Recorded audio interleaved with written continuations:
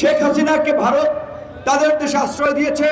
আমরা প্রতিনিয়ত আমাদের কাছ থেকে আমরা আহ্বান জানিয়ে যাচ্ছি, ভারতের প্রতি দাবি জানিয়ে আসছি, অনতিবিলম্বে শেখ হাসিনাকে দেশে ফিরিয়ে দিতে হবে বন্দি বিনিময় চুক্তির মাধ্যমে, এবং বাংলাদেশ তথা আন্তর্জাতিক আইন অনুযায়ী মানবতা বিরোধী অপরাধের কারণে, গণহত্যায় জড়িত থাকার কারণে শেখ হাসিনা তার দোষরদের বিচার হবে।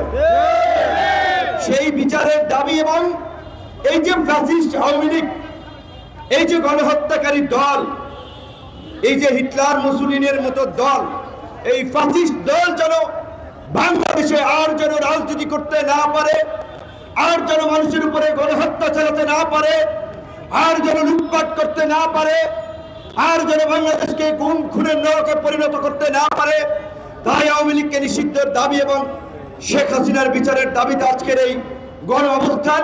সারা দেশে সমস্ত রাজনৈতিক দলগুলো আজকে আমাদের নেতৃত্ব গাজীপুর, মুন্সিগঞ্জ, মানিকগঞ্জ বিভিন্ন জায়গায় আমাদের কর্মসূচি চালাচ্ছে, অন্যান্য রাজনৈতিক দলও চালাচ্ছে।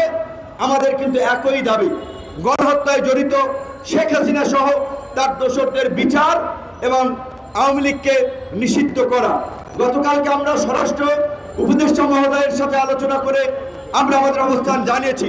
পরিষ্কারভাবে আপনারা দেখেছেন, গত 15 বছরে ঐক্যটা সংস্কার আন্দোলন, 2018 সালের নিরাপদ সড়ক আন্দোলন থেকে শুরু করে প্রতিটি আন্দোলনে ছাত্রলীগ, যুবলীগের হেলমেট বাহিনীর তাণ্ডব এবং সাম্প্রতিক আন্দোলনে যারা অস্ত্র উঁচিয়ে গুলি চালিয়েছে, যারা মারধর করেছে, হামলা করেছে, তাদের ভিডিও আছে, ছবি আছে। স্বরাষ্ট্র উপদেষ্টাকে আমরা বলেছি, ছবি দেখে, ভিডিও দেখে একটা একটা করে দ্রুত সময়ের মধ্যে গ্রেপ্তার করে বিচারের মুখোমুখি করুন।